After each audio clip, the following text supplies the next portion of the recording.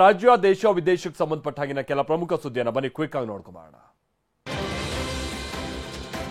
ವಿದ್ಯುನ್ಮಾನ ಮತಯಂತ್ರವನ್ನ ಹ್ಯಾಕ್ ಮಾಡಬಹುದು ಅನ್ನುವಂತ ಉದ್ಯಮಿ ಎಲಾನ್ ಮಸ್ಕ್ ಅವರ ಹೇಳಿಕೆ ಈಗ ಬಿರುಗಾಳಿ ಎಬ್ಬಿಸಿದೆ. ಈ ವಿಚಾರದಲ್ಲಿ ಕಾಂಗ್ರೆಸ್ ಸಂಸದ Rahul Gandhi ಮಧ್ಯಪ್ರವೇಶಿಸಿದ್ದಾರೆ.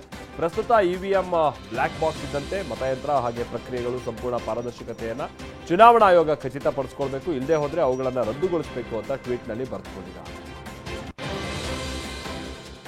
EVM machine hack ಆರೋಪದ ಬಗ್ಗೆ ಎಚ್ಡಿಕೆ ಪ್ರತಿಕ್ರಿಯೆ ಕೊಟ್ಟಿದ್ದಾರೆ. ಹಲವು ವರ್ಷದಿಂದ ಹೇಳ್ತಾ ಇದ್ದಾರೆ, ಆದರೆ ಸಾಬೀತು ಮಾಡೋಕ್ಕಾಗಿಲ್ಲ, ಅದೆಲ್ಲ ಊಹಾಪೋಹ ಅಂತ ಎಲೆಕ್ಷನ್ ಕಮಿಷನರ್ ಹೇಳಿದ್ದಾರೆ.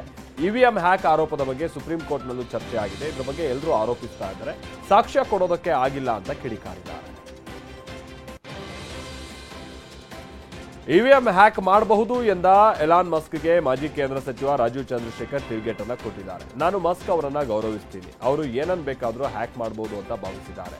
ಭಾರತದಲ್ಲಿ ಇವಿಎಂಗಳು ಹ್ಯಾಕ್ ಆಗೋದಿಲ್ಲ, ಜಗತ್ತಿನ ಸುರಕ್ಷಿತ ಡಿಜಿಟಲ್ ಉತ್ಪನ್ನ ಇದು ಅನ್ನುವಂಥದ್ದನ್ನು ಅವರು ಹೇಳಿದ್ದಾರೆ. ಟೆಸ್ಲಾ ಹ್ಯಾಕ್ ಮಾಡಬಹುದು ಅಂತ ಅವರು ಒಪ್ಕೊಂಡಂತೆ, ಹಾಗಾದ್ರೆ ಏನನ್ನು ಬೇಕಾದ್ರೂ ಹ್ಯಾಕ್ ಮಾಡದಂತೆ ಅವರು ಒಪ್ಕೊಂಡಂತೆ ಅಂತ ಪ್ರಶ್ನೆ ಮಾಡಿದ್ದಾರೆ.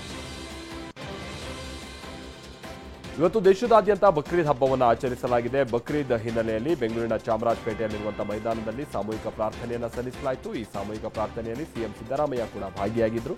ಸಿಎಂಗೆ ಸಚಿವ ಜಮೀರ್ ಅಹಮದ್ ಖಾನ್ ಸೇರಿದ ಹಾಗೆ ಹಲವರು ಸಾಥ್ ನೀಡಿದರು.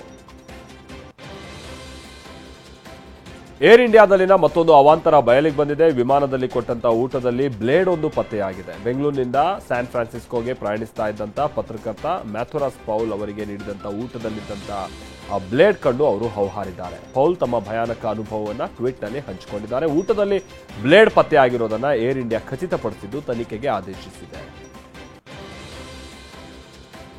ಸಿಕ್ಕಿಂನ ಮಂಗಲ್ ಜಿಲ್ಲೆಯಲ್ಲಿ ಭೂಕುಸಿತ ಉಂಟಾಗಿದೆ. ಮಂಗಲ್ನಿಂದ ಇತರೆ ಜಿಲ್ಲೆಗಳಿಗೆ ಸಂಪರ್ಕ ಕಲ್ಪಿಸ್ತಾ ಇದ್ದಂಥ ರಸ್ತೆಗಳು ಕೊಚ್ಚಿಕೊಂಡು ಹೋಗಿವೆ. ಸದ್ಯ 1200 ಪ್ರವಾಸಿಗರು ಪರದಾಡುವಂತಾಗಿದೆ. ಹವಾಮಾನ ನೋಡಿಕೊಂಡು ಎಲ್ಲರನ್ನೂ ಸ್ಥಳಾಂತರ ಮಾಡಲಾಗ್ತಾ ಇದೆ. ಜನಸಾಮಾನ್ಯರು ಹವಾಮಾನ ವೈಪರೀತ್ಯಕ್ಕೆ ತತ್ತರಿಸಿ ಹೋಗಿದ್ದಾರೆ. ರಸ್ತೆ ತೆರವು ಕಾರ್ಯಾಚರಣೆ ಮುಂದುವರೆದಿದೆ.